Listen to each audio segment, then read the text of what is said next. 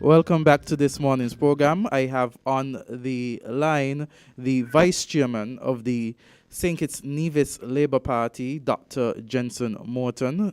Dr. Morton, Hi, good morning. how are you, Good morning sir? to everyone. I'm I'm fine, thank you. I'm Okay. okay, but just to explain, I'm one of the three vice chair people of the St. Kitts Nevis Labour Party, but I am the vice chair that mostly leans towards media and publications. So it's great to be here. Thank you, Jensen. Thank you for that clarification. I also want to say thank you for accepting the invitation to be here this morning. I know you're quite busy.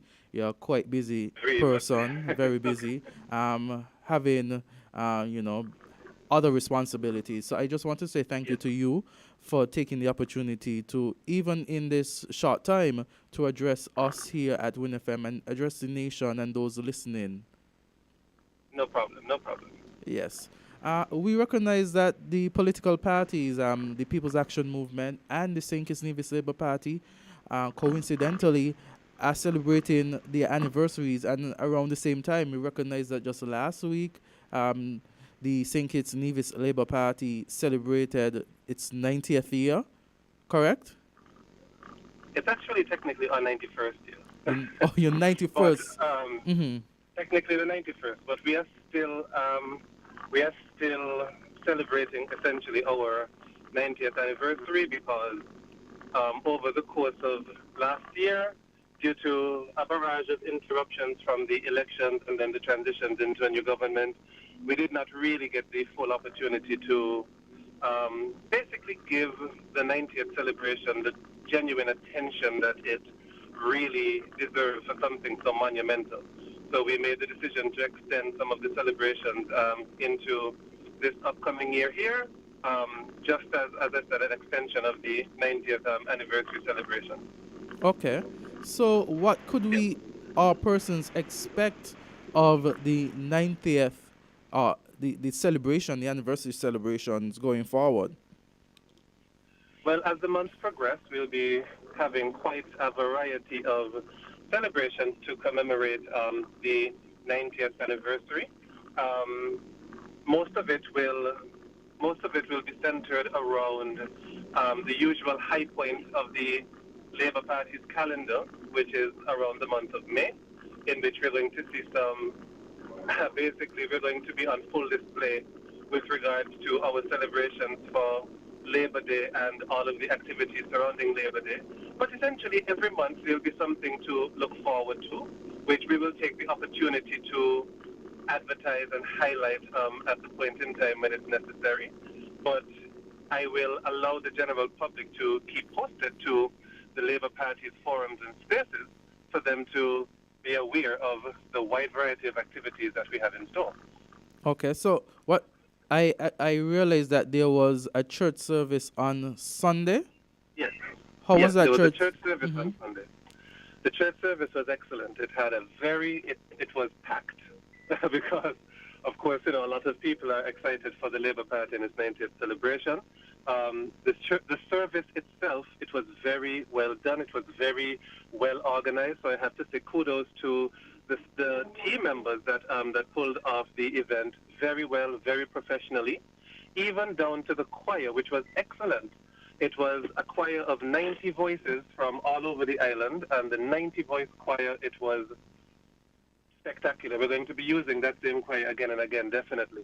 But essentially, it was a wonderful service, and that service was definitely fitting to mark a party so old, because I don't think many people are aware, but in terms of a political party that has been continuously active in the English-speaking Caribbean, the St. Kitts Nevis Labour Party holds the distinction of being the oldest one, being 90, now 91 years of age. First, as the Workers' League of St. Kitts Nevis Anguilla, the 25th of January, 1932. So we are essentially the oldest political entity in these islands. Okay. And the Prime Minister, the leader of your party, he made an address to its members on Sunday at the church service. But of course, that Yes, address was streamed live by those who were listening as well. So those who were not yes. in the church could hear it as well. What are some of the highlights from the speech? We're hoping to have that speech played here this morning so persons could hear what he said. But what were some of the highlights that you would say are takeaways from that speech, that presentation?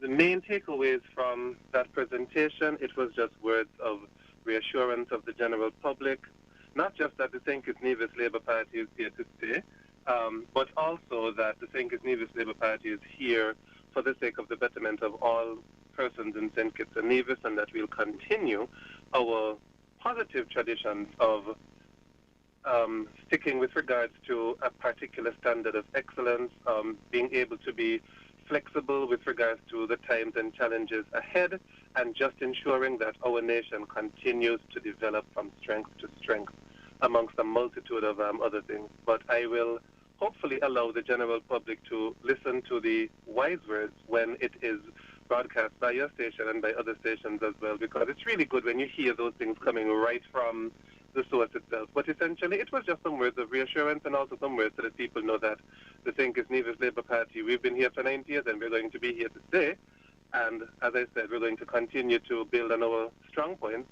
And with the help of the general public, we'll also improve on whatever areas are deemed necessary for us to improve on. But we are here. What would you say? I mean, your party has just been in government for 5 months, a little going on to 6.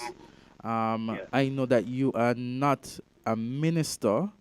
I know No. that you are not a member of cabinet, the executive, or the No. legislature. So I'm going to be very No. careful with the questions that I ask, mindful of the No problem. questions I ask, because to the extent of which you can answer. And so Yes.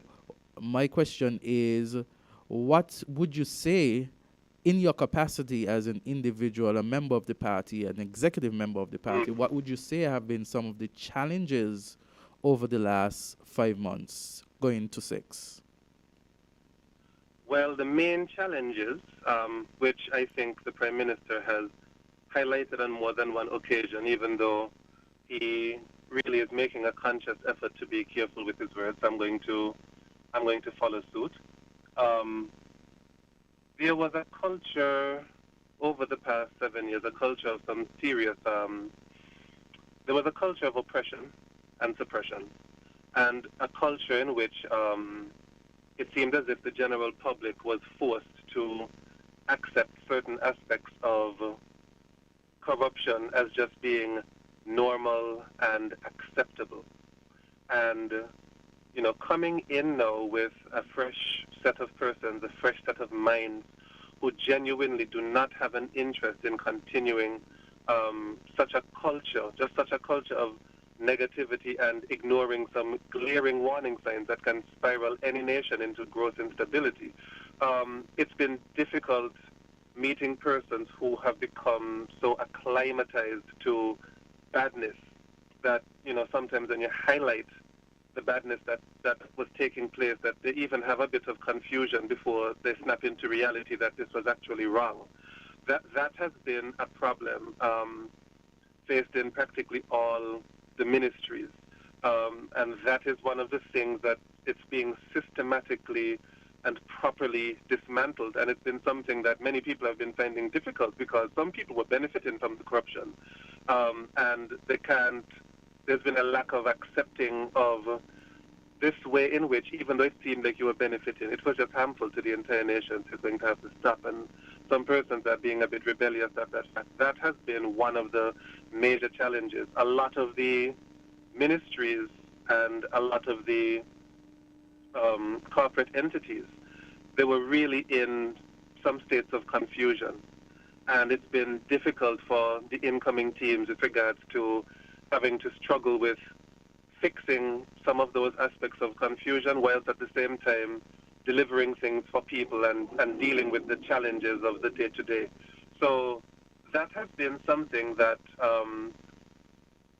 it is something in which, if you look at it from afar, you might think that it's slowed the progress, but it's not really a slowing of the progress. It's the establishment of a proper foundation such that when the time is right, that things can really take off in a positive direction.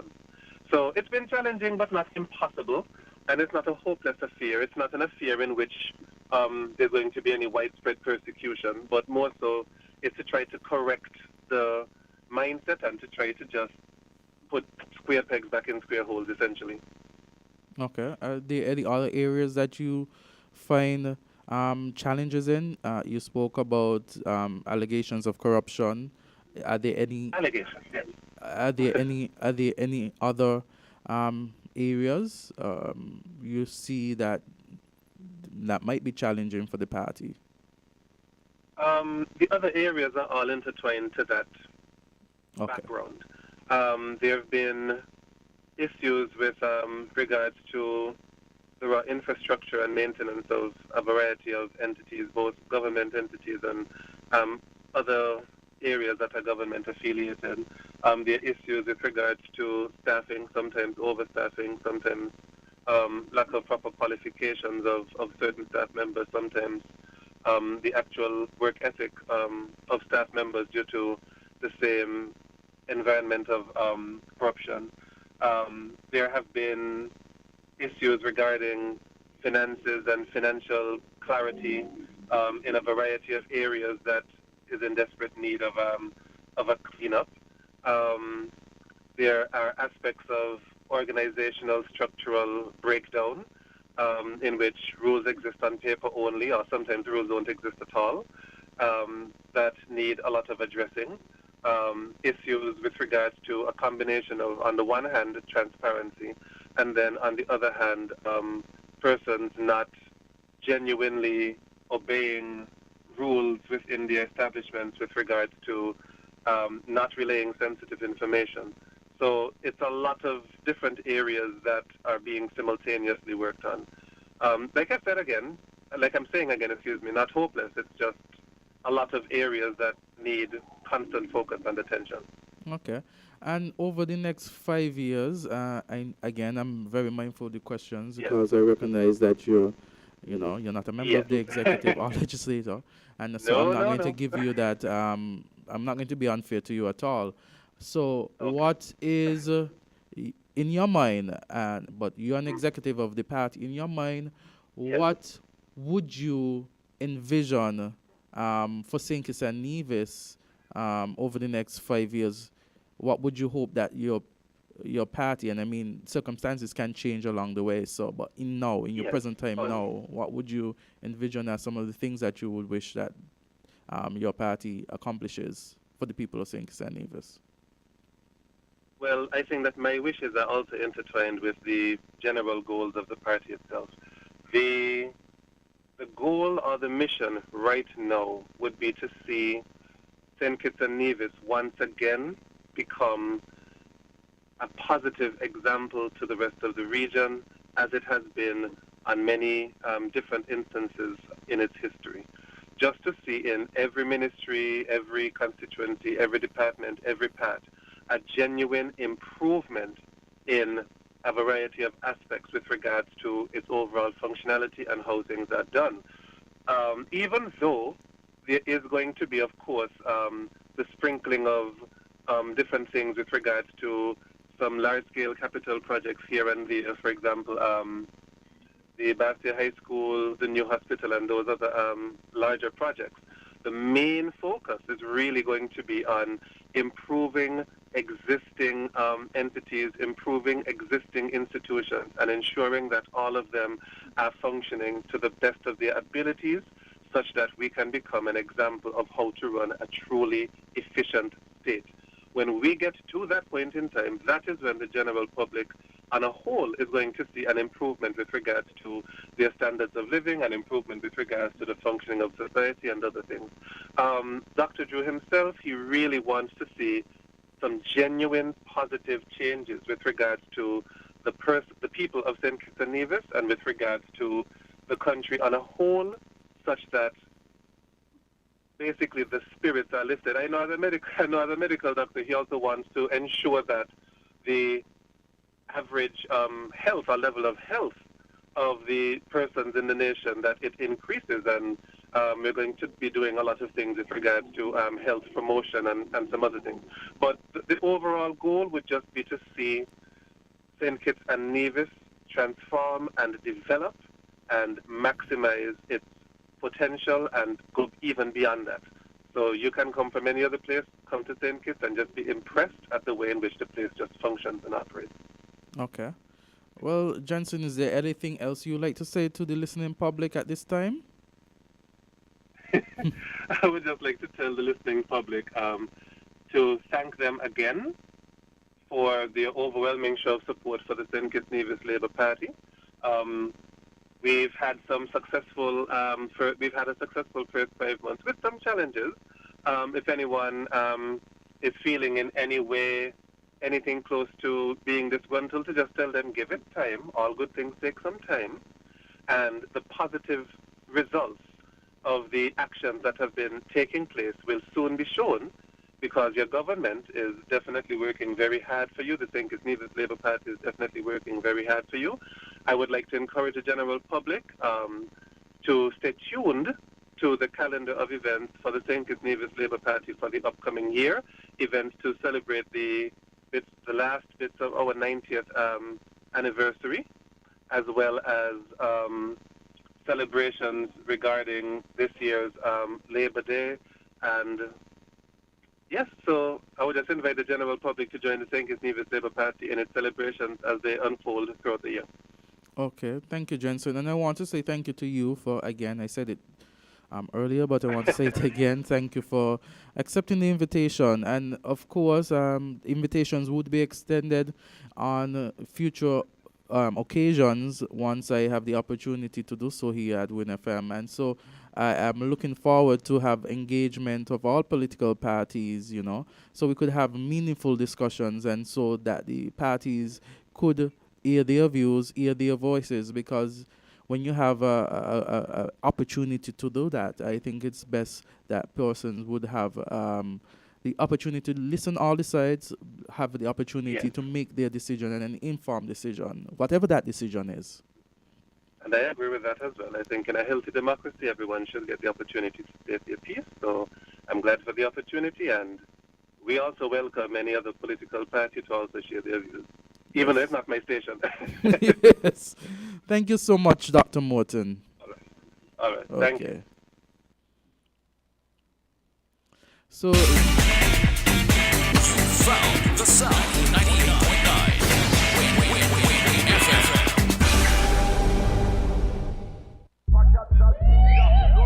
So who you left the kids with tonight? Nobody. They're big enough to take care of themselves. Girl, you mad?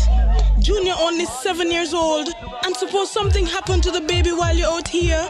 My mother was leaving me home by myself since I'm 5. He can handle it. Nothing gonna happen. This don't feel right. Call and check on them. Look, I work hard all week. I deserve this break. Besides, they're good. Hello? Sandra, girl, there's been a fire. You need to come now. Leaving underage children at home by themselves is child neglect. Need support? See if another family member or a trusted neighbor can help. This message brought to you by UNICEF, UKAID, Crime Stoppers, and this station. Maybe it's the way the brilliant gold liquid reflects our sunshine, or how the bright blue of its label mirrors the clear Caribbean skies overhead. Maybe it's the fresh, crisp taste of this beastly cold beer on a scorching hot day. Maybe it's even the way it brings us all together. But one thing is for sure, Carib is very much a part of who we are wherever we're from in the Caribbean. Carib, it's the way we play. Drink responsibly. Supermarket shoppers understand that convenience matters. At Hortspur's Value Mart IGA, we know that price matters most. Ample parking and the widest variety matter. At Hortspur's Value Mart IGA, we know that price matters most. Clean, spacious aisles and the highest level of customer service all matter. At Hortspur's Value Mart IGA, price matters most. We've renewed our commitment to guarantee the lowest prices in the Federation. Why? Because we understand that in this tough economic environment, price matters most. Shop smart. Shop Value Mart, where price matters most. Farms Estate Nevis and Wellington Road, St. Kitts. Price matters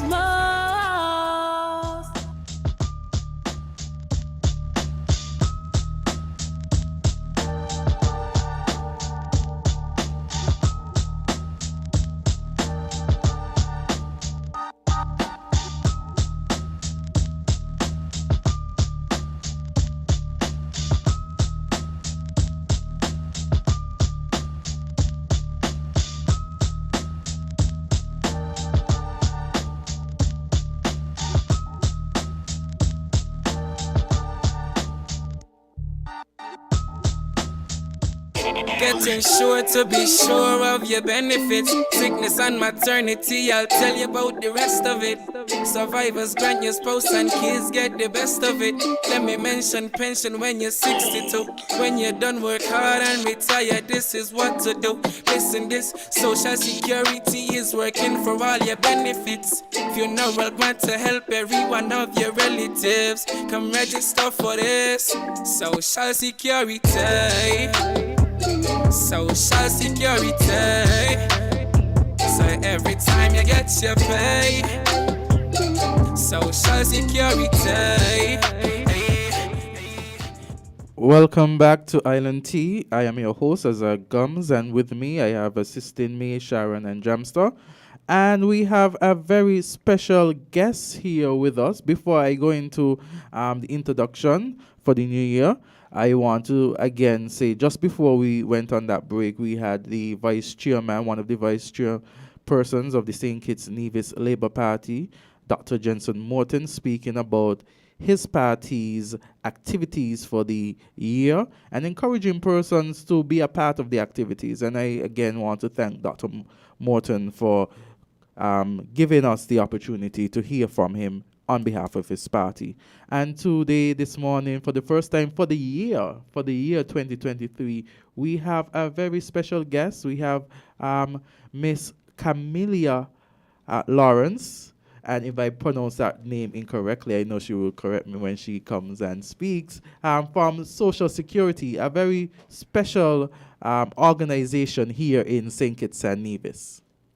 Good morning, welcome. And yes, it's great to be here for our very first show of the year on Because You Deserve a Future. Social Security has been doing this program for quite some time, and we are happy that we are able to continue the engagement with the public. It means a lot for us to be able to relay information. My name is Camilla Lawrence, and I'm the Public Relations Manager, Customer Service Manager at Social Security. So it fits well for me to be here. Welcome, Camilla. Thank I'm you. going to say Miss Lawrence so I don't get any tongue twisters, any That's fine. pronunciation. My Yes. friends call me Cam. Even Okay, at work, yeah.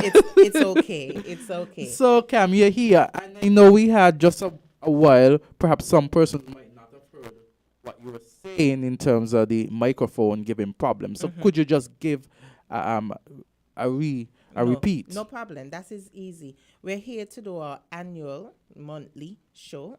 We stop in November to give way for Carnival in December, so it's good to be back in the seat. We're here for a half an hour every month, the last Wednesday of each month, to bring the public information on Social Security matters. We know it's not a sexy topic, but we try to make it attractive enough and make sure that we are as open and candid with the information that we're able to provide our stakeholders.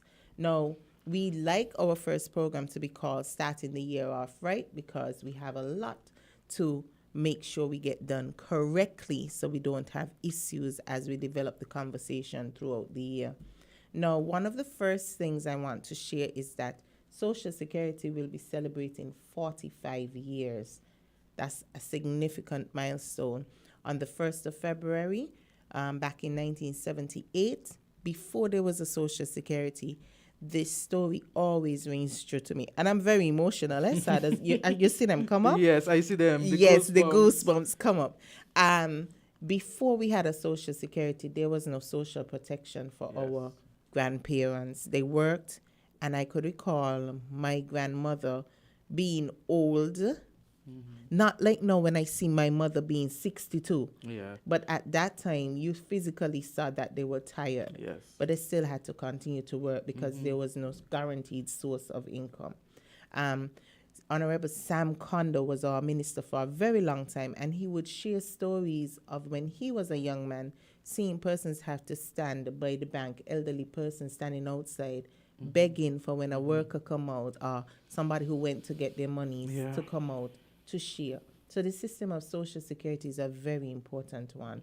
And it has to be an important one to ensure that you have a dignified retirement. You don't want to work all your years and then get to 62 and into retirement, and there's no source of income. Yeah, that is very true. Yes. So in 1978, the founding father of Social Security, and that's why the building is called the Robert Llewellyn Bratcher Building, he said, you know what? He studied Social Security systems around the region and as far as England, and he said, we need this sort of system here. Before we had Social Security, we had something called National Provident Fund. You would hear your parents speak about NPF, right?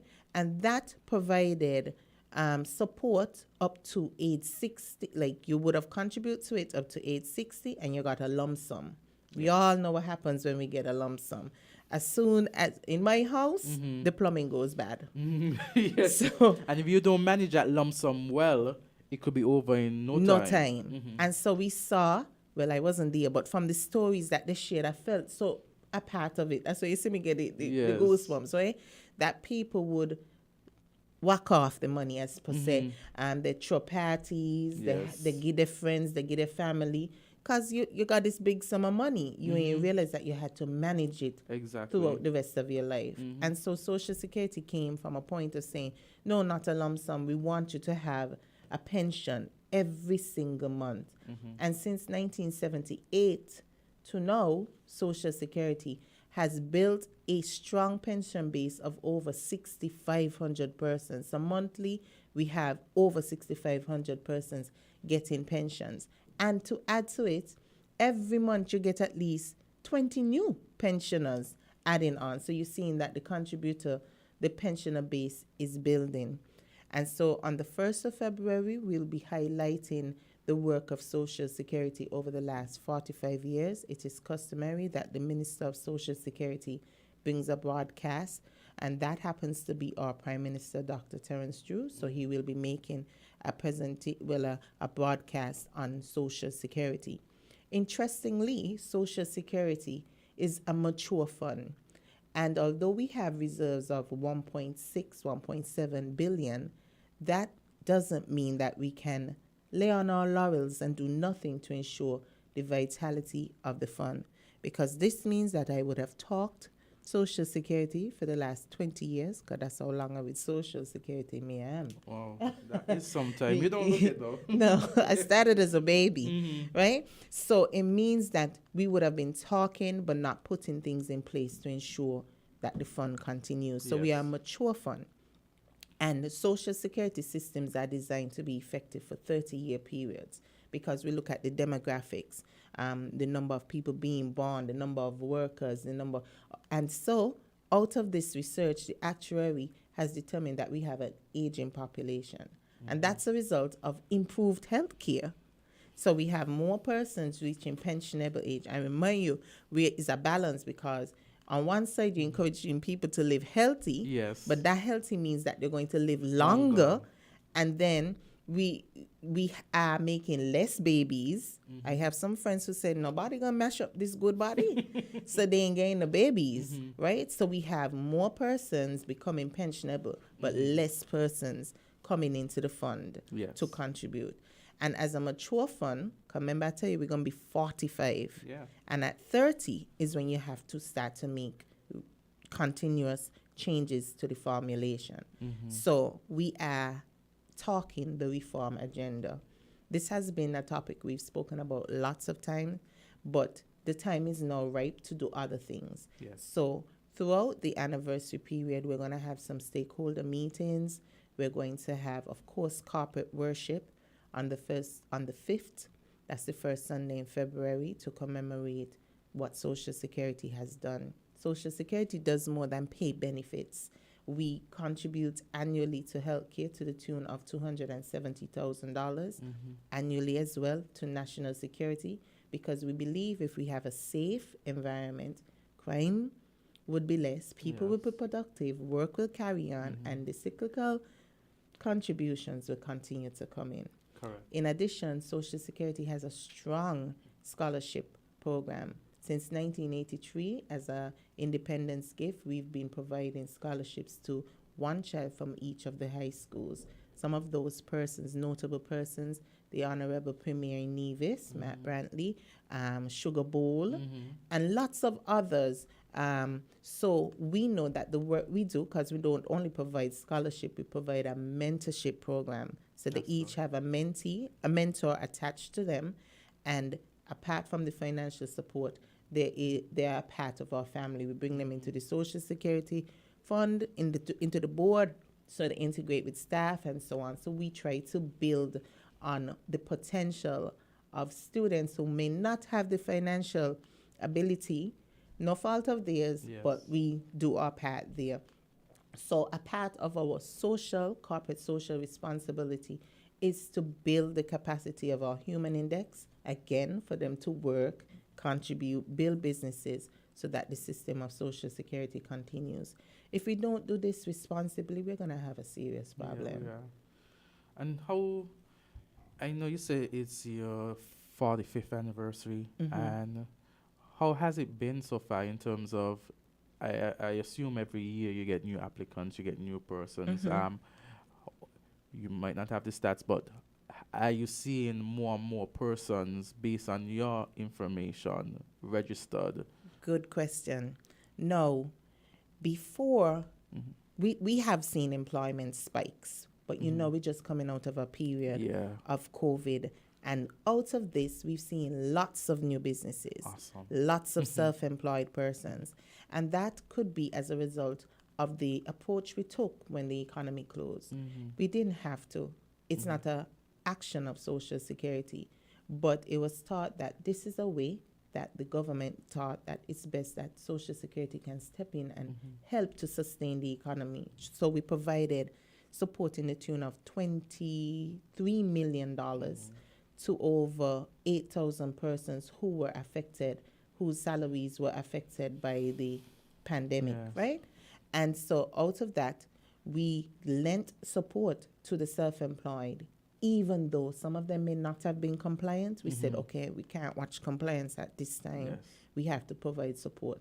So those self-employed who weren't in at all say, you know what, let me go register because we don't know what is going to happen next. And I think the pandemic would have been a wake-up call for many persons as to how situations can change. And if you don't give into that social safety net, you are giving yourself, you're at a disadvantage. It's a disservice to yourself. It's a disservice. And you know what? The law, we have a law, it's called number 17. You either comply or be denied. Right? And that's a law that we have to ensure that it takes effect. We are culturally, we say, boy, I don't want to hurt this person. And so on. But if we continue around that line, we're going to hurt the fund. So at some point, we will have to enforce the law against the self-employed. Imagine you're being taken to court for failure to provide for yourself in the future. And we see that a lot with the self-employed. So although we see a lot of spike, they register, but their compliance is very low. So we are encouraging through this medium the self-employed to come in and have a conversation with us. We know it's been had. Anybody in St. Kitts will tell you then, they lie. Because we all have fallen behind based on what the situation was. No fault of us. But come in and have a conversation, and we'll show you how we could get ahead.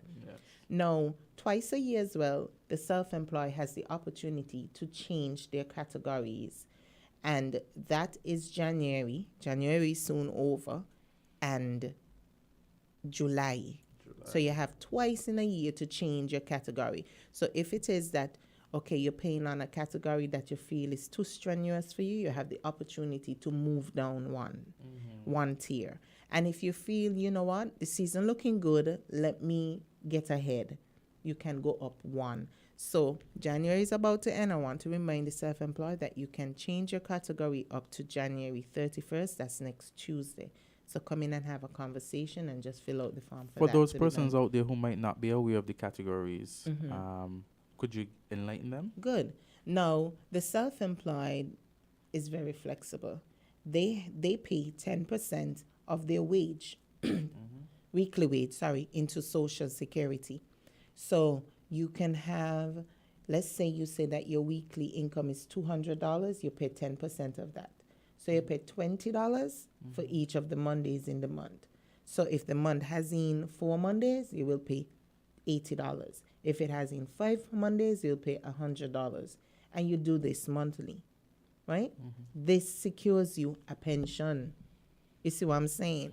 So unlike the employee who has to pay levy and this Centauro, the self-employed, he pays just 10%. 5% as if he were an employee and 5% as if he was an employer, because they're one and the same as a self-employed person, right? So they have that opportunity to either take their category upward or take their category downward based on the income. They also have the flexibility to pay ahead.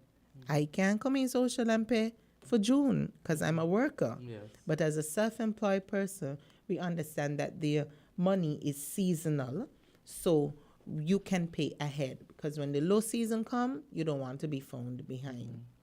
So generally, this is our conversation this morning to tell you we have our 45th anniversary coming up, and we're also providing the self-employed an opportunity to change their income categories. You have January and July. Based on the conversations we've had before here, the self-employed have asked, can you change it that I can change my category twice a year and don't put me in January or July? Because in January, as a self-employed person, that's the peak of me making money, right? Because as we are a tourism destination, most of the self-employed businesses are hinged around that. And those persons around the tourism around industry. that. And would you believe the taxing or the tourism sector lends support to a lot of other things? So construction, food, everything is hinged on it. So there's a good argument for us to consider. So that's that. A part of our starting the year right, we also want to take the opportunity to remind the employers and employees to update your information with Social Security. Now, when I say update your information, your contact information, your address, your name, because I'm going to lead this into a CBI dividend update. When we try to reach persons, we can't, because their information no longer is the same, or your banking information has changed something. Yes. So it's important. I think that's the only part when they say, okay, let me go deal with it, because money is hinged to it. And we want, when we're trying to reach you, we could reach you. And so update your information. If you've had a change of name, come in and speak to us. Whether it's by marriage, deed poll, divorce, whatever it is, we need to know. And the website, the online platform is available for persons who wish to do that as well. Sure, socialsecurity.kn. And we have a very active WhatsApp connect, where we encourage the self-employed, especially those who, not the self-employed, the pensioners, especially those who live overseas, to call us. Video call us, so you no longer have to go to a notary to send in your life certificate. Video call us on WhatsApp. We see you, we talk to you, we fill out your things, so your pension is not interrupted. So you've made We've it much easier. Much easier. And for you to ask questions, anything related to Social Security, you can call via WhatsApp or direct if you wish, 662-8479. If you're overseas, of course, 869-662-8479. WhatsApp us, we are able to answer. There's also a public relations number at 667-2535. WhatsApp again if you have a question, and so on. Now into the CBI. In December, we were given a charge to pay a dividend to contributors to Social Security. And so by the 15th of December, we would have paid pensioners, most of our pensioners. Following the 15th of December, the deadline was up to the 31st for employers or individuals to submit their information. That was extended to January 15th. So between January, we're still in January, from that time to now, we've paid over 25,000 persons. The process is a little slow because we have to be meticulous. We're dealing with monies sent to accounts. And as easy as it is to write a number, it's easy to transpose it wrong. We're humans. as well as persons are giving us information that does not correspond. So the name may be different, and you would take it for granted. Well, Camilla Lawrence is Camilla Lawrence, but when I key in Camilla Lawrence, and this is a true thing, because my name is unique enough, Kamilah. When you key in that, there are 3 persons with my name, Camilla Lawrence. There's 1 person with my name and birth date. Wow. That Plus, the first one was pretty unique. Good. And even the second one is with my more, birth yeah. date. The only difference is 1 number. I think mine is 83 and the person is 93. Their birth year. Yes. And we have the same middle initial. Wow. Camilla L. Lawrence. St. Kitts, wow. That's St. Kitts. Yes. Right? I've never met the person, but because we think names are, oh, well, it's Camilla Lawrence, but it's Camilla L. Lawrence. Yes. The same thing, the same date of birth. And that is not unique to me with my name. Imagine Brian. Yes, that is true. You understand? With that last name. Correct. So it's important that we have your information accurately. It is important that if you make a name change, let's say you got married and your employer start to put your marriage name, but when it gets to Social Security for us to update to the bank, it has your maiden name. Yes. And then the bank account has on the 2 names.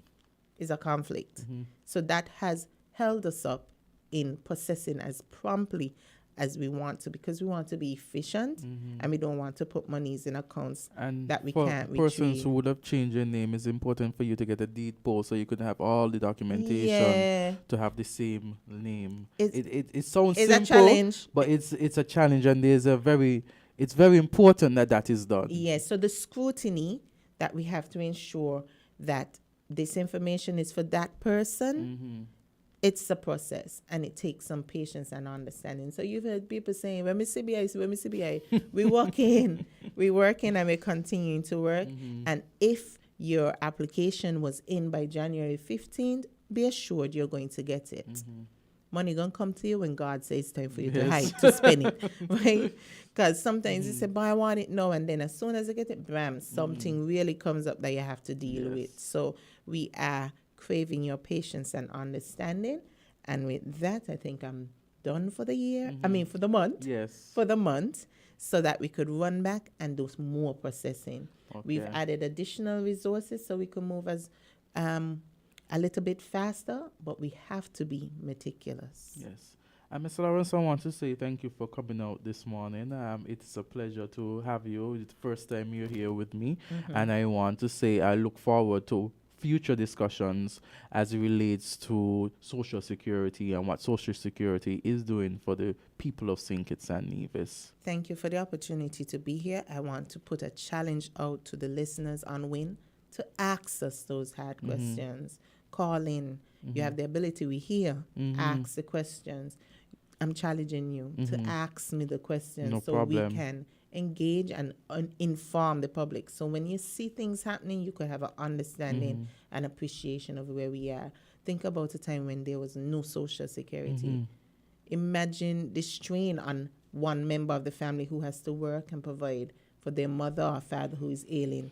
No, my mother does act out, she got she money. Yes. You understand? So when I say, but mom, you don't need that, don't tell me that.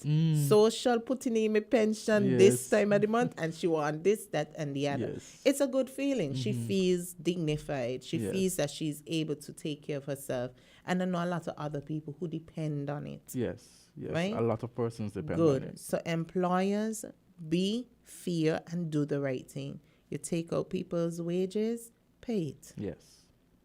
Self-employed, you're the employer. Even as an employer, pay for yourself. And I think that too is one of the most difficult tasks, because you have to manage your own self. Correct. And you have to be accountable to yourself. Correct. Pay for yourself. And we're making the processes even more simpler. We have a C3 wizard. You ask for it. We download it on your computer. You don't have to worry your head about the manual calculations.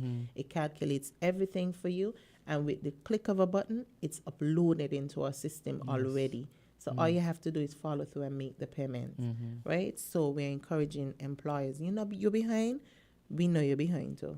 So ain't like you're hiding and we don't know. We know Yes. you're behind too. Just come so that we could deal with it. No problem. So, Ms. Sorens, thank you. Thank you to our listeners. And again, you're reminded if you have any questions from our representative from Social Security on a future show, you can ask a question. And we invite Ms. Sorens, and she's here back on the last Wednesday of every month. So we're going to ensure that whatever questions are needed, whatever concerns are there, that we're going to document them. And so we're going to relay them to her. So when she comes back, she could have a fruitful discussion, having given information to you, the public of St. Kitts and Nevis. Thank you. Have a blessed day, everyone. You too. Thank you. Getting sure to be sure of your benefits. Sickness and maternity, I'll tell you about the rest of it. Survivors grant your spouse and kids get the best of it. Let me mention pension when you're 62. When you're done work hard and retire, this is what to do. Listen, this Social Security is working for all your benefits. Funeral grant to help every one of your relatives. Come register for this Social Security. Social Security. So every time you get your pay, Social Security. WINN is 98.9. 98.9 is Win FM. Buildings damaged by an earthquake are dangerous. This is not the time for sightseeing. You could be in personal danger and your presence could hamper emergency responses. Also, stay away from areas prone to landslides, low-lying coastal areas, lakes and streams that lead to the ocean. Do not head for the coast until local authorities tell you that the danger of a tsunami has passed. Curiosity can kill. This message is sponsored by the Australian Government, AusAid, and produced by NEMA in collaboration with WIN FM. Maybe it's the way the brilliant gold liquid reflects our sunshine, or how the bright blue of its label mirrors the clear Caribbean skies overhead. Maybe it's the fresh, crisp taste of this beastly cold beer on a scorching hot day. Maybe it's even the way it brings us all together. But one thing is for sure, Carib is very much a part of who we are wherever we're from in the Caribbean. Carib. It's the way we play. Drink responsibly. King Ocean, king of the Caribbean seas, announces king-size savings on shipments from Miami to St. Kitts. We have the best service and competitive rates on LCL and FCL cargo, including D&E containers, cars, heavy equipment, buses, boats, and barrels from Miami to St. Kitts. LCL pickup service anywhere in the U.S. Call local agents SL Horseman and Company Limited at 869-465-4086 or 869-662-5008 for further details. King Ocean's king-size savings on shipments from Miami to St. Kitts Nevis. King Ocean, king of the Caribbean seas.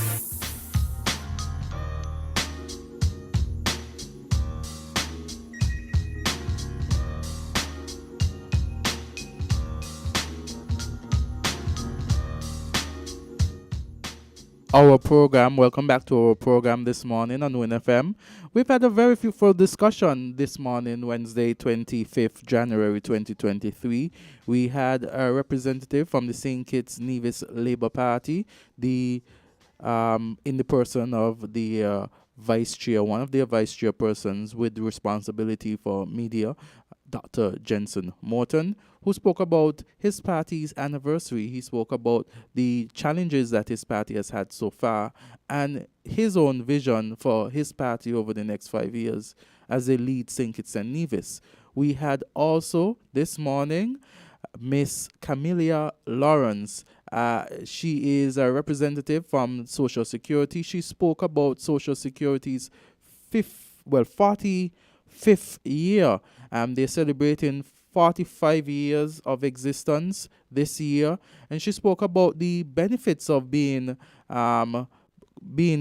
the benefits of contributing to Social Security. She spoke about not having Social Security before and why it is important for persons to contribute to the fund. She spoke about the CBI dividends, and she spoke about how the Social Security is issuing those dividends. And she has asked that, persons exercise patience, that if it is that you would have submitted your application before January 15, 2023, then you will be taken care of. It's a matter of time. It's a matter of ensuring that whatever is done meticulously, so there's no error.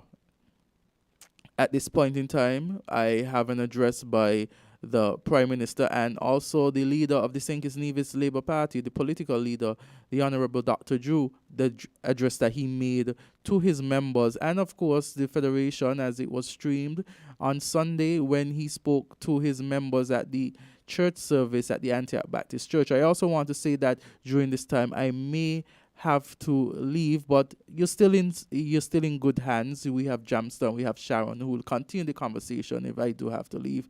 And so I want to say a pleasant morning again, hoping and trusting that you'll have a great day here in St. Kitts and Nevis or wherever you are listening. And so as I say that, I welcome you to listen to the leader of the people, the leader of the St. Kitts Nevis Labour Party, the Honourable Dr. Terence Drew.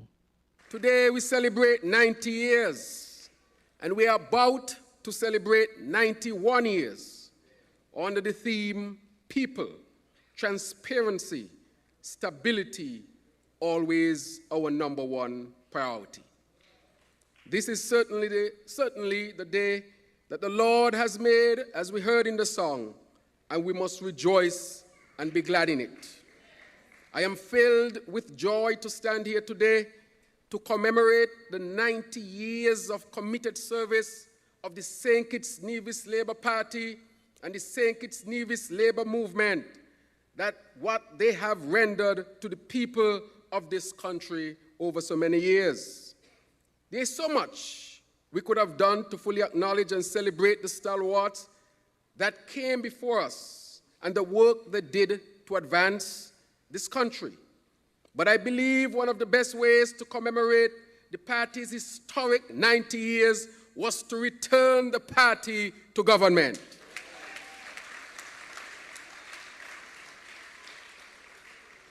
I am delighted that we have all gathered here today to honor the 90th anniversary of our great party and to reflect on and acknowledge the people that played an integral part in making the party's history and legacy one that is rich, vibrant, unshakable, and undeniable. None can negate the fact that this movement, the St. Kitts Nevis Labour Party, is intimately and intricately embedded in the success, the revolutions and various means of development and advancement of this country and beyond, even in the Caribbean and, of course, the world. Dating all the way back to 1932, January, it was the St. Kitts Nevis Workers' League, we named the St. Kitts Nevis Labour Party, that created a different and a brighter path for the people of St. Kitts and Nevis. The party, this party, our party, created a turning point for working people in this country to have a voice, to advance academically, to be independent, to own land, among other things. This turning point led to all people being able to serve their country in the highest offices and to represent their country in the farthest land. This party boasts of a legacy of delivering people from the deep pit of poverty to platforms of stability, sustainability, strength, and most of all, freedom. The St. Kitts Nevis Labour Party was undeniably at the helm of several major achievements that led to the freedoms and benefits we as Kittitians and Nevisians enjoy today. Universal adult suffrage, ushered in by the St. Kitts Nevis Labour Party and the Labour Movement. This gave us the right as a people to vote, irrespective of gender, race, social status, wealth, political stance, or any such criteria. This party also led to land ownership. This saw our people gaining access to affordable lands, opportunities to own a piece of the rock, an opportunity through that to advance themselves, their family, their society, their country. This party gave our country social security. This provided a financial safeguard for our people and their families if they became ill, hurt, pregnant, retired, unemployed, or met their untimely demise. We also gave this country comprehensive secondary education. This essentially opened our education system for all to attend secondary school, despite their background, their family's wealth status, their previous academic achievements, or their aptitude. And, of course, we must never forget that this movement and party gave our country independence, giving us full reign and control over our affairs, our government, and our people. Surely, the legacy of the St. Kitts Nevis Labour Party is the legacy of St. Kitts and Nevis. Put your hands together for your party. We have to set the record straight. It was through actualization and mobilization of this movement that we as Kittitians and Nevisians realized the power in our ability to work together, organize together, march together, fight together, all for the good that we can do. So today we remember the stalwarts that engineered this machinery and made up the first executive of the St. Kitts Nevis Workers' League, the pictures of whom we saw on the screen today. Mr. Thomas Manchester, President, Mr. William Harrigan Seaton, Vice President, Mr. John Harney, Treasurer, Mr. J. Blackett, Secretary, Mr. Joseph Sebastian, and Mr. Joseph Nathan, Executive Floor Members. Put your hands together for our stalwarts. We also acknowledge the indelible and invaluable contribution of stalwarts, such as our first national hero, the Right Excellent Sir Robert Llewellyn Bradshaw, Sir Caleb Azariah Paul Southwell, Sir Joseph Nathaniel France, women of labor such as Anne Liebert, Patsy Allers, Maureen Whitaker, Adame Williams. Women had always been at the foundation of this movement. Others include, of course, past MP of my constituency, Minister of Education and of Health, Clarence Fitzroy Bryan. Our past party leader and premier, Sir Llewellyn Moore. St. John Payne, Fidel O'Flaherty, His Excellency Sir Cuthbert Sebastian, whose daughter sits with us today, the wife of our distinguished MP from constituency number 4. And so many others, too numerous to mention, however, they are never forgotten, who have dedicated their lives not just to this movement, but to the advancement of a people. So comrades, brothers and sisters, citizens, I invite you to join me in a moment of silence in reverence to the lives of all the freedom fighters, all the persons who have given more than themselves for the greater good and have transitioned on. I encourage you to stand and join in a minute of silence as we recognize and remember them. And I ask the party chair to keep the time for us. It would be remiss of me not to acknowledge the work, commitment, and contributions of our immediate past party leader, who also served as Prime Minister for 20 years, the Right Honorable Dr. Denzel Douglas.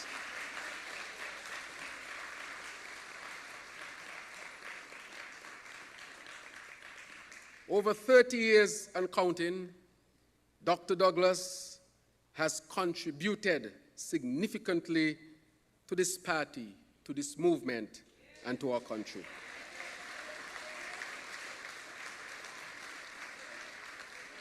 He is not here with us today, and I bring apologies on his behalf as he is away on critical, important foreign affairs matters, and he has traveled to the southern part of the Americas, to Argentina. Put your hands together for him.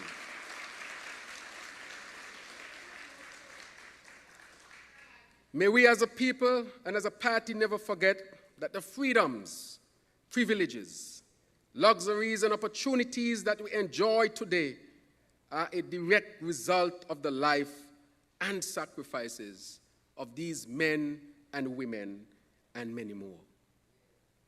Today we have a number of stalwarts who are at the JNF hospital, and I want us to keep them in our prayers. There are some who we may not recognize, and not to call all of the names, but I think we in general know who they are, and we respect what they would have contributed and wish them a speedy recovery. As the leader of this great party, I therefore pledge to continue to carry on the work of our great stalwarts, to continue fighting for that great principle, that foundational principle for the good that we can do. Not for ourselves, but for all of our people and for our federation, and extend the principle of doing good and being a force for good through the region and definitely through the world. And as we continue this fight, as we continue to effect change that will advance the people of this country, your government has been working strategically, diligently to transform the landscape, to create a nation where all can have the opportunity to advance themselves. And in just 5 months since taking office, and as pledged, we have successfully reopened our country for business, and tourism is once again on the rise. We have also created a fund to offer financial assistance to any child who needs to seek further medical assistance overseas, so that no child dies due to the lack of finances. We have passed a budget that has made available more resources to invest in various sectors to jumpstart the economy and transform our beloved federation into a sustainable island state. We have created more avenues for entrepreneurs and small businesses here in our federation. We have made tertiary education at the Clarence Fitzroy Bryant College free for all of our people here in St. Kitts and Nevis. We have provided economic course that's paying the tuition for our students who go to the University of the West Indies, irrespective of their field of studies, whether it be law, whether it be medicine, whether it be engineering, whether it be in the technical field. We have made sure that our students can get that opportunity to advance themselves. We have provided an honorarium to honor our frontline workers who sacrificed their lives for all of us during the height of the COVID-19 pandemic. We have provided a gratuitous payment for persons who lost their jobs because at that time they did not take the COVID vaccine. We have successfully paid out also a dividend to all of our people through the Social Security system. The first attempt of this kind in the Caribbean, and I dare say, possibly in the Americas. We have started work on the New Bastia High School, with total demolition to be begun in just a few weeks, and we will deliver what we promise we will deliver. We are on the verge of revamping our healthcare system. There's a lot to be done and a lot to change, but we are putting the right team together to get it done.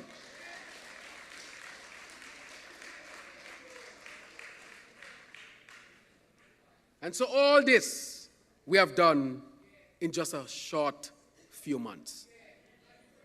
But we have a number of critical things to continue doing. One is to appoint a new Governor General come the 1st of next month. And it will be a historic occasion.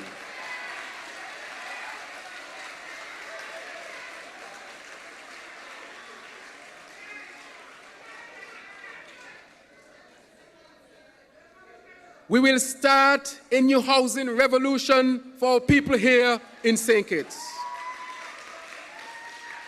We'll start to establish once again on the path universal health care for our people, and with that, to build a new climate resilient, technology smart, energy efficient JNF General Hospital. We will fully activate the integrity of public life and anti-corruption laws. We will resolve your water issues that are plaguing our nation. We will make significant investments in more affordable and greener energy sources. We will revise the minimum wage upwards. We will lower interest rate on student loans so that more of our young people can get the opportunity to study. And with all of that, we will create more jobs and opportunities so that our people will not only be able to build wealth, but build generational wealth. And all this is to create a sustainable island state and to create a better standard of living for all of our people here in St. Kitts and Nevis. In our campaign leading up to the 2022 general elections, our pledges of putting people first, creating a stable economy and fostering a culture of transparency were not new. These pledges, I would say, came to us 90 years ago on the formation of our party. These pledges are what shaped the philosophy of this movement. These pledges are embedded in our legacy, and these pledges will forever be a part of who we are as Labour people. Let us all continue to embrace this beautiful movement, a movement that is greater than all of us, and to do good by our party, for the good of those who depend on us, for the good of our great nation, St. Kitts and Nevis. Let us continue to be guided by the words of our favorite hymn that has become our party's anthem. And because I am not blessed with the ability to sing, I will read. See the glorious banner waving, hear the trumpet blow. In our leader's name we triumph over every foe. The Labour Party is here to stay. The St. Kitts Nevis Labour movement will continue to transform the landscape of St. Kitts and Nevis. And we will do it for two fundamental reasons. One, the faithfulness of God, and two, the principle on which we stand for the good that we can do for all of our people. Thank you very much. This is the official invitation to the Conscious Party. Get conscious, get down to business every Wednesday with Conscious Business. Join the Conscious Musical Reasoning with Select the Highest, Strictly Positive and Conscious Music and Conscious Business on WINNFM 98.9, WINNFM.com. Vibes include Business Education Corner, Business Quote of the Day, Agriculture Time, and Mama Love Chat of the Day. Mama, I don't ever want to see you cry. Conscious Business is brought to you by Like New Steam Cleaning. You too can get exposure and awareness for your business when you call WinFM's sales department to advertise here. Conscious Business is positive growth.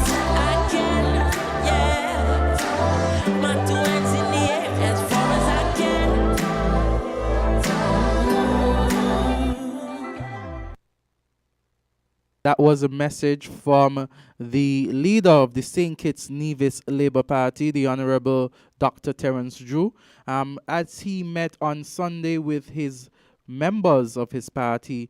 And of course, the message was aired and streamed. It was listened to by not only members but non-members, by Kittitians and Nevisians and persons outside the island, within the region, and internationally. So that was a very interesting message. I would have to take my leave now. Hand over to Sharon and Jamster, who will take the remainder of the proceedings here at Island Tea, taking us on to the 10 a.m. hour. And so I want to say thank you to everyone who has listened. I think that the discussion so far, Jamster, has been engaging. Sharon, I think the discussion has been engaging. And I hand it over to you guys to end for the remainder. I see you tomorrow, God's Spare Life, at another edition of this morning's program at Win FM.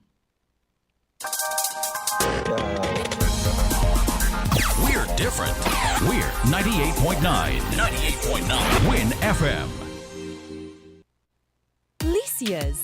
Lightly salted, tasty, and oh so fresh. Licia's. Multigrain, crispy, full of flavor, and so guilt-free. Licia's. Buttery blend, golden brown, melts in your mouth, and of course, you just want more. Things that make you go, Licious, the new snack cracker from Wabisco. Buttery blend, multigrain, or lightly salted. Ready to snack straight from the pack. Try them today. Hey kids, drink healthy! Reduce sugar chubby with the same great taste. Lots of magic fruity flavors, drink the more healthy way. It tastes so yummy, chubby, chubby. 25% less sugar chubby. Be active, be healthy, drink lots of chubby. Kicking football, playing cricket, having fun in the sun. It's chubby. Reduced sugar chubby keeps you cool and refreshed. It tastes so yummy, chubby, chubby. 25% less sugar chubby. Jumping rope, running races, have fun. It tastes so yummy, chubby. Drink the more healthy way. From the South, 98.9. Win FM.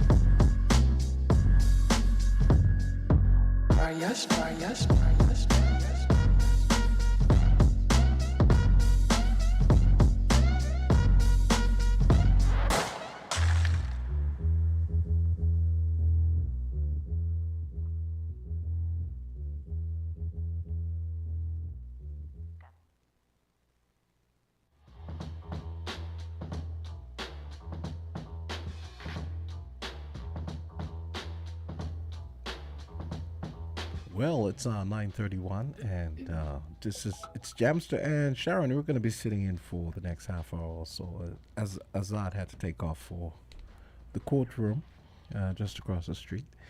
It's Island Tea, Wednesday, January 25, 2023. So we wanted to talk about a couple things happening that we thought were interesting, and we thought we wanted to share with everyone. Well, first up, I guess you guys know that Rihanna is going to be the halftime attraction for this year's Super Bowl. And she says she's a little nervous, but she said she's a little nervous, and she said she can't believe she actually said yes. But she said if it's anything that could get her out of bed and get her out performing, it's actually a challenge like this. So we can expect to see a bunch of her friends. And by friends, she means maybe artists she's collaborated with in the past. And hopefully so on. Regional people as well.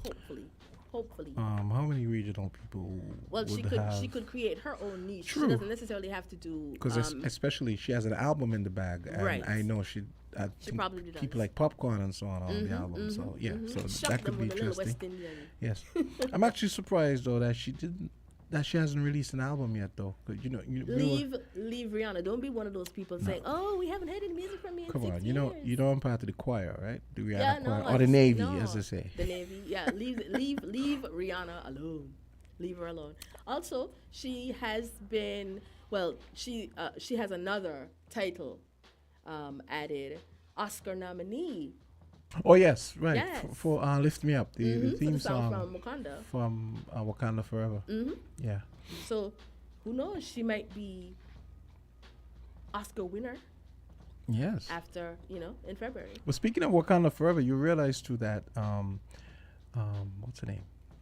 Angela Bassett? Yes, Angela Bassett was also recognized for her performance. Yes, this is her second nominee since 1993 or 1992 for that movie, the Tina Turner movie. Yes. Which is kind of shocking when you think about it, that this is only the second time she's been recognized. Huh? True, because it is the Angela Bassett. But, we're going to leave that aside. Yeah. We're going to leave it.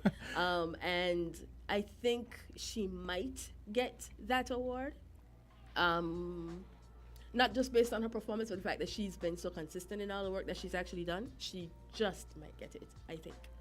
But what do you make of a science fiction movie getting all these but that's the thing. awards? I think everything everywhere at once, all at once. I don't think you could actually categorize it just because it's a science fiction movie. No, but usually I don't know if you've read some of the entertainment stories over the years where people always gripe that the Academy doesn't seem to respect, for example, the superhero movies and sci-fi.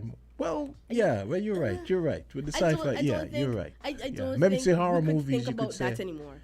Yeah, true. I think it's about the performance of the person and what they're actually given, and how they relay that on screen. I think ultimately that's the only thing that you probably need to look at, right? So, of course, the person who's in that particular role, maybe they have been in other things that are a little bit more serious, but again, it's what you bring to the role or what you bring out to the person watching. I think that's the more important thing, honestly. Exactly. It doesn't necessarily, just because it's not as serious for the Oscars to consider or anybody else to consider. I don't think you should be dismissed just because of that. Okay, let's move on to Bizarro World now. Lord. The minute you say that, I kind of know where you're gonna go. The ahead. Aretha Franklin song. No, you make had me to feel tell me. like a natural you woman. had to tell me about that because I did not see that on social media at all. So when you brought it to my attention, I'm like, huh? And Sharon, that was surprising. For those who didn't know, let them know. Okay, so you guys know Aretha Franklin's song, "You Make Me Feel Like a Natural Woman." Now, apparently the gay folks have the gay and trans. Don't say it like that. Don't say it like that. Oh, how am I supposed to say? Don't say it like that. Continue. The gay folks have a problem with the song. They've actually reached out to Apple and Spotify to have the song banned. Seriously? Banned? Yes, that's Sorry, what yes. I know you just sent me the article, but banned? So you didn't? Yes, they want the song to be taken off of Apple and Spotify because the song makes women not women feel bad.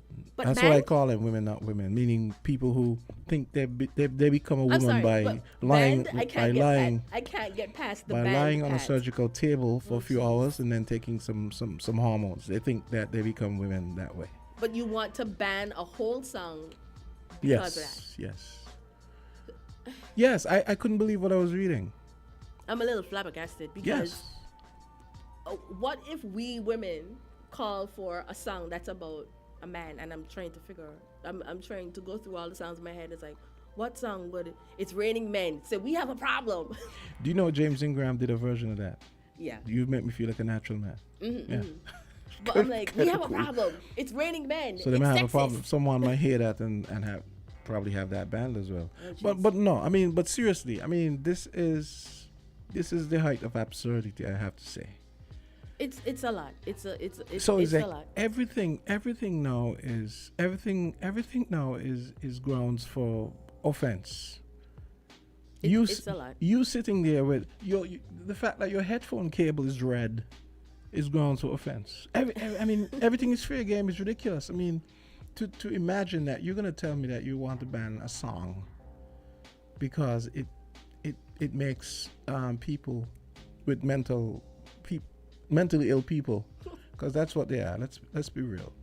Mentally ill people who think that they're women because, like I said, they spent a few hours in a surgical theater and with some doctors messing around, and then they get a regimen of hormones, and they think they become women because these people get offended. They want a whole song banned. This is ridiculous. And then you were telling me, you tell them about that story you were telling me about. So a few years ago, I read, and at first I thought that people were advocating for it, but I was incorrect because I actually went back and looked for the story. That the brand always actually removed the female symbol from their toiletries that we use for around that time of the month, because they wanted to be a part of the quote unquote woke, the woke crew. So they removed the symbol, and I'm like, but why? So they want. So they want to remove I'm not sure. the real gender, for real gender, so they don't offend the fake gender. See, I know this was going to be controversial. How is this controversial? It's controversial. How is it controversial it's to just say? a controversial subject. Everybody kind of has a hard stance. Anyone wanna weigh in on the phone? Give us a call. How is it controversial to say there are two genders? The end. How is that controversial? I hear what you're saying. Okay, all I'm saying. How are you gonna bend over backwards? Break yourself in two. Break yourself into to humor, and make mentally ill people feel better about themselves because they decided they wanted to spend 6 figures to become women or to become men or whatever the case may be. Anyways, so yeah, Seriously? I was mistaken. It wasn't someone that was advocating for it. Although I don't know if maybe someone was or a group was, and they took that stance and decided to remove the female symbol from their ridiculous products. But I'm like I don't understand why they would even do that. It's not. I mean, we use them. We use Tampax. We tampons, I should say, and we use if you're not for the tampons, then yeah, we use pads. It's a way of life for us. So I don't see what the big deal was that they had to remove the symbol. I really don't. I know. But I mean, who's and another story from last week, which I think hits closer to home. Remember we talked about this earlier. So in regional news, yeah. Regional news. The St. Martin government announced last week that, and somewhere along the line, it might not be now, but maybe in the coming days, I'm going to see to it that we get someone from the Agriculture Department to weigh in on the story I'm going to speak about now. The St. Martin government announced that they were embarking on a program to eliminate the green vervet monkeys.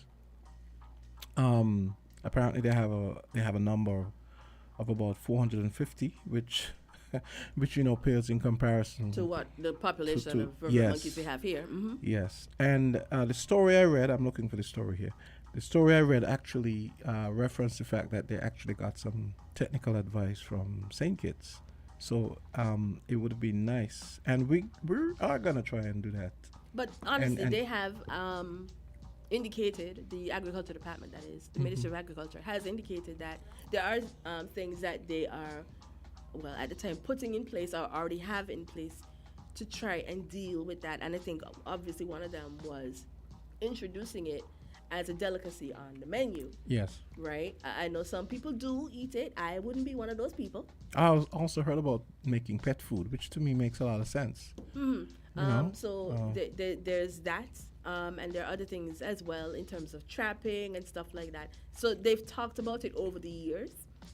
I don't know if they intend to do more, which is why, yes, we're going to reach out to the Ministry of Agriculture and probably have someone come in. Yeah. And the fact that St. Martin even spoke to us about it, they also realize that, okay, St. Kitts does have that problem as well, and so therefore getting some input from them would then lead them to make a decision about what to do in St. Martin. So I think you should read this story so people get some more context. The government of St. Martin in the Eastern Caribbean has approved a controversial plan to cull its entire population of vervet monkeys as the proliferation of the invasive species becomes an increasing nuisance on the Dutch island territory. Authorities will fund the Nature Foundation St. Martin NGO to capture and euthanize at least 450 monkeys over the next 3 years in the territory, which borders French St. Martin. When a species establishes a population in an area that it isn't native to, there are often no predators to keep this population size under control, said the foundation's manager, Leslie Hickerson. Species management is an important aspect of keeping the island healthy for those who come after us. But not everyone agrees, with critics of the plan arguing that sterilization and environment management should instead be considered.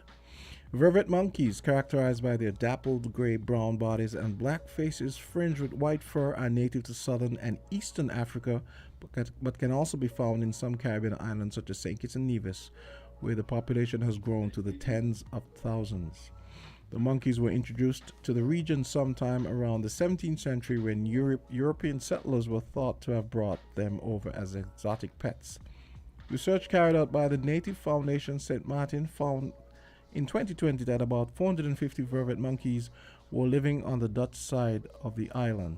So I'm looking for the bit where it says that they got some input from the St. Kitts Agriculture Department. I did see that. Where is it? Oh yeah. We were able to learn from an established trapper in St. Kitts the most effective management practices. So it would be nice if we could find out who that trapper is. But to me, that number suggests that the monkeys probably hadn't been in St. Martin that long, because if we have tens of thousands and they only have 450, it sounds to me that maybe they were introduced from St. Kitts.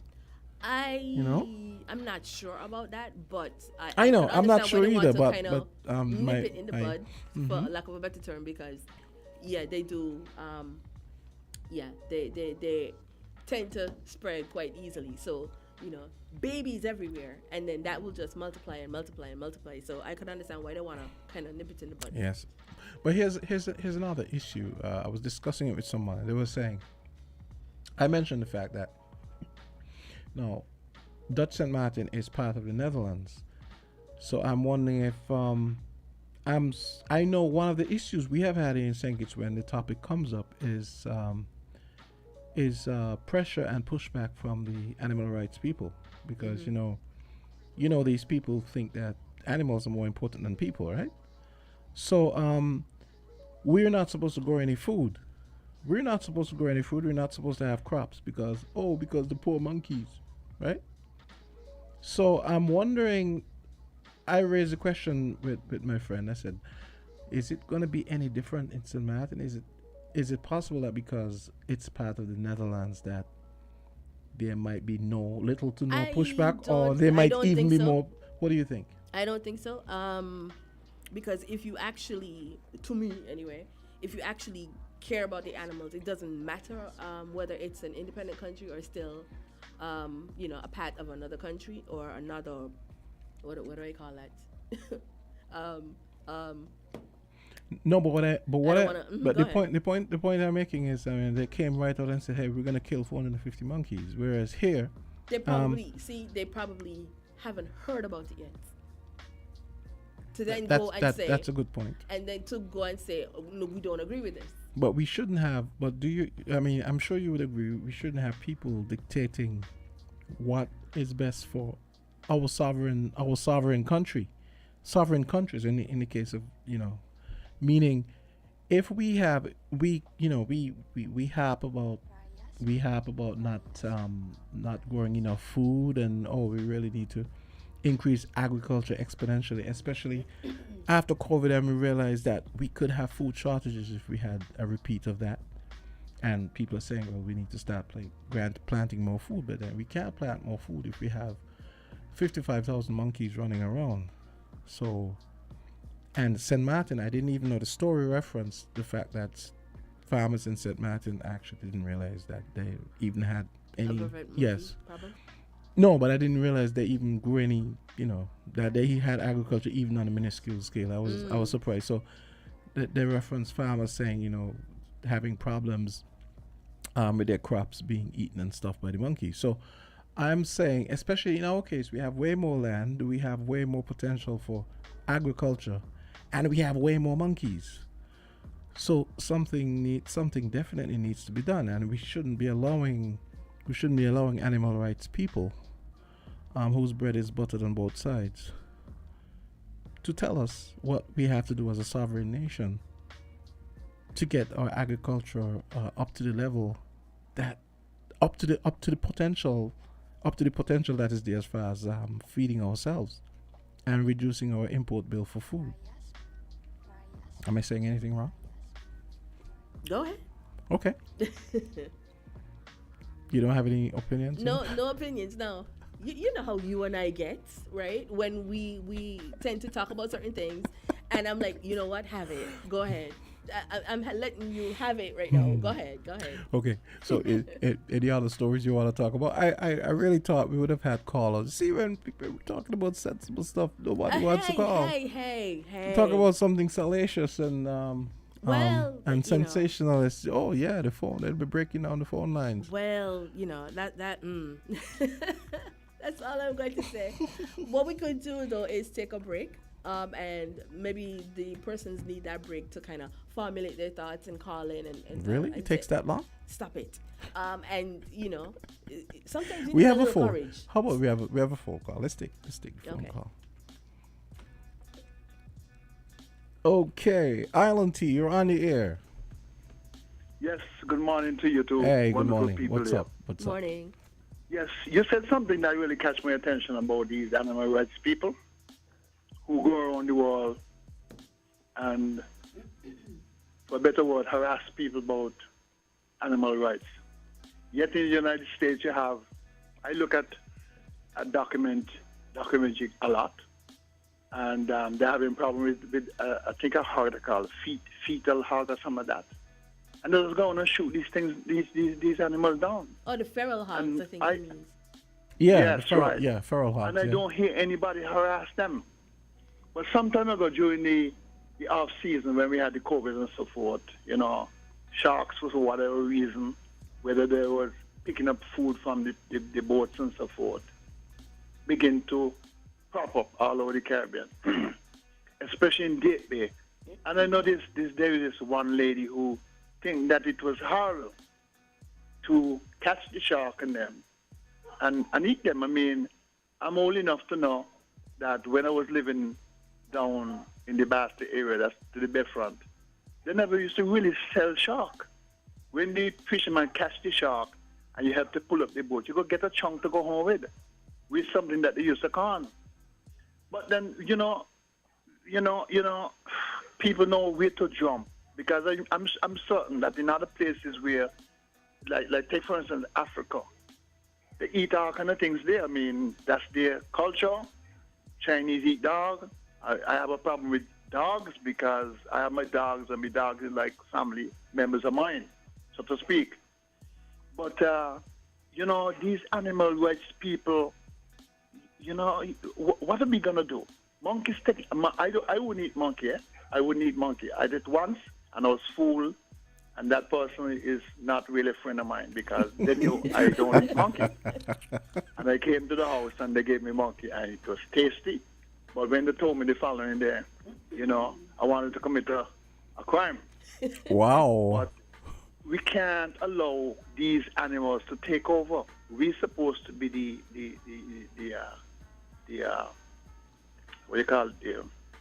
one who has the power over them. We can't, because you allow monkeys. Why should we allow in my yard here? Imagine I have some 5 fingers in my yard here, ripening up and so forth.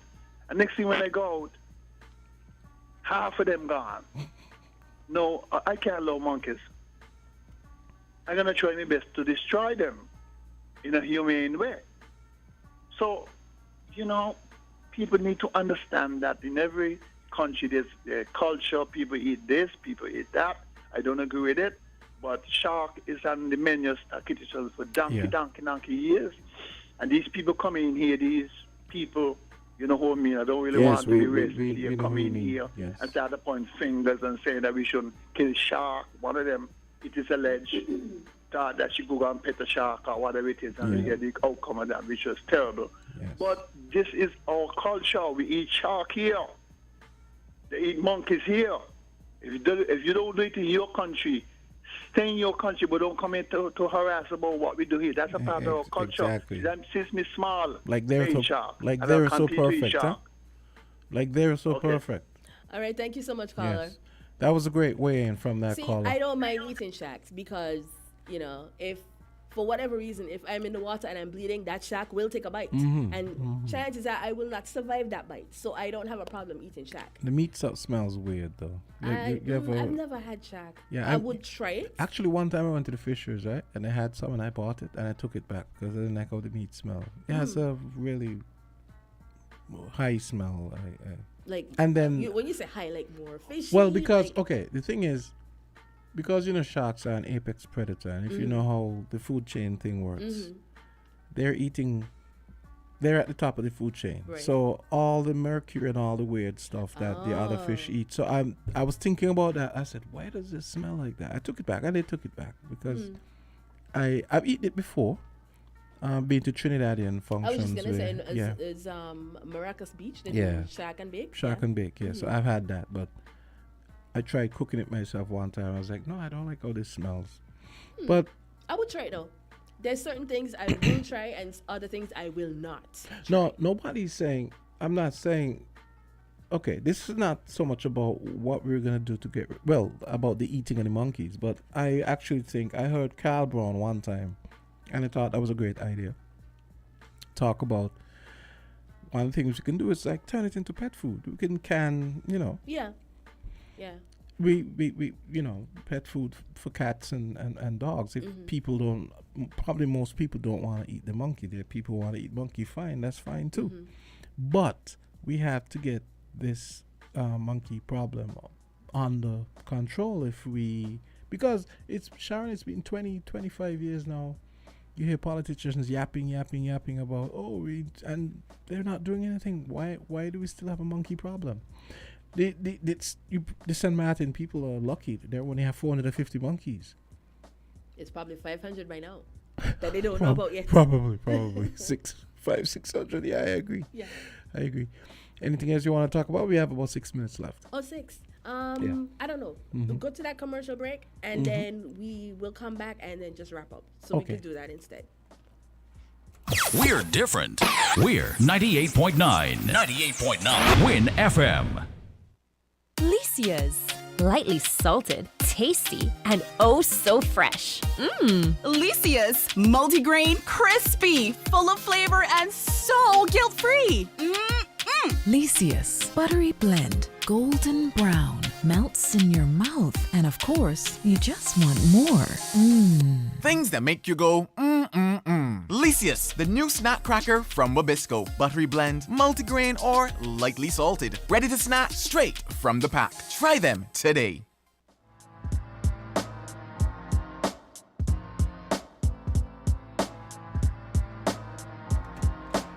And we're back with the final moments of Island Tea 9:55.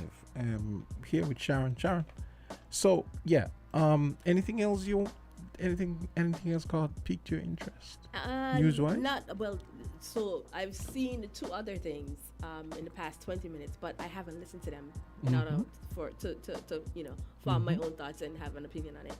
So I will have to get back, or I'll pass it on to Azard and then he can address it. Okay. Yeah. So I can't really speak on the 2 things that I've seen. They're interesting. So basically, everyone just has to continue listening to Island Tea. And Azad will bring it up, and they'll be like, "Oh, that's what Sharon was talking about." Yeah. Okay. But I think I'm good. How about you? You have anything else that you want to talk about? Well, the Usain Bolt thing. I think we did have on the news that they brought in the FBI. Yeah, they did bring in the FBI to investigate. Yeah, I read this. I think it was last night that it was reported that SSL apparently only had $1 million in insurance. So that doesn't. I thought was a little crazy. Yes, that doesn't bode well for. And it's funny to hear the government officials, putting their spin on it, saying, "Oh, SSL only holds about 2% of the financial investment portfolio on Jamaica." But yeah, that's small consolation to Usain Bolt, who lost $12.5 million. Mind you, he's not the only person that lost money. I know, but there are like about 19 other people whose accounts also got fleeced as well. But honestly, it's troublesome because, like I said, it's an ongoing story, and little things keep coming out. I mentioned before that the person who was in charge of the company before said that he was unaware that Bolt even had an account with them, and I'm like, but how? Which I find hard to believe. No, don't get me wrong. Yeah, It it's could be possible. true. It's possible, but it's It could be. unlikely. But I'm like, why would they keep that from him? Exactly, because you don't want to boast, especially if you're like a portfolio manager. You don't want to boast. Guess who came in today? Usain Bolt and blah. I mean, that just doesn't wash for me. I don't believe that. They also did a couple of searches as well. The lady I think who was Gina and over the Panton. account. Yes.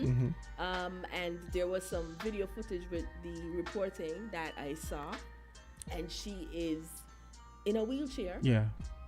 Scam. Not a scam. Ooh, Scam 2. ooh. Scam 2. Stop it. Scam Stop 2. it, Jamster. Stop it. I'm going there. Scam 2. But yes, her residence was Searched.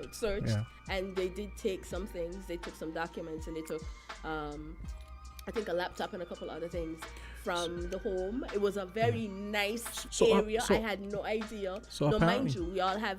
Yes. In the Caribbean, we have really It's nice. a gated community, Listen, actually. I Yeah. was not prepared for what I saw. Yes, I don't know what know. I was expecting, but I was I like, know. oh, this looks really, Really nice. nice, yeah. Really, really nice. And her dad must have had a really nice funeral, because Oh. apparently she said that she spent some of the money on her dad's cancer treatment and his funeral. Oh. Really? Is that a solid platinum casket? What? Stop it. I mean, come on. Stop it. But they searched. They haven't actually said what they found yet. Maybe they will not reveal it if they do actually go ahead and press charges and stuff like that. I guess we'll hear about that later.